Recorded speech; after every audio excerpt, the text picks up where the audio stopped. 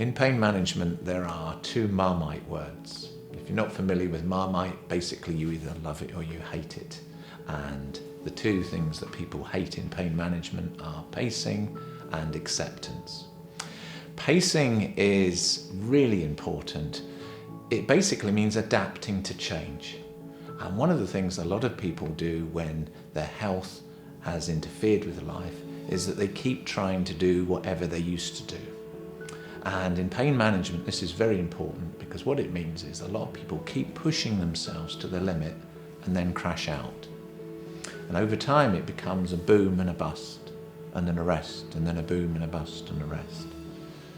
And the science of pain is such that they've found that if we keep booming and busting, then actually the amount that we can achieve before pain stops us gradually gets less with time.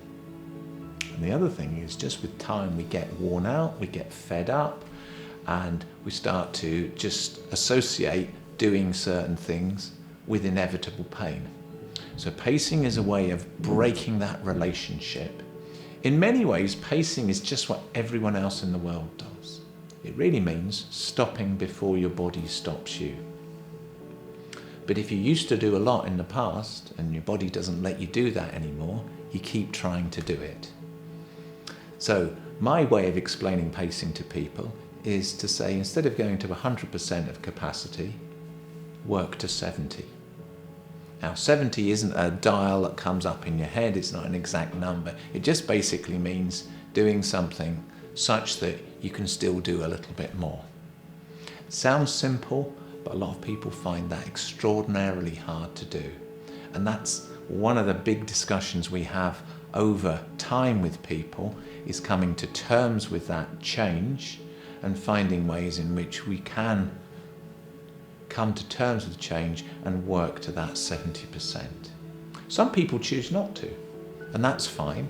It's really ultimately about making choices. So the idea is that if you do decide you're going to go to 100% and crash out tomorrow, that when you're crashed out tomorrow, you think, well, that was worth it. And that's really the thing about pacing. It's not a kind of police force, a kind of pain police force saying you must do this and you must do that. It's really about making choices. There was actually a lady I worked with many years ago, and she got very cross about the pacing word. So we decided just to change it to choicing. And that worked. So we just said, well, it's just all about making choices that suit you and your values. And sometimes it's worth doing something to your limit because it's important enough to do it. But there are other things in life where actually, when you really think about it, are they really worth being stuck at home all day tomorrow for? And that's it really with pacing. It's really ultimately about helping people to make choices based on their values.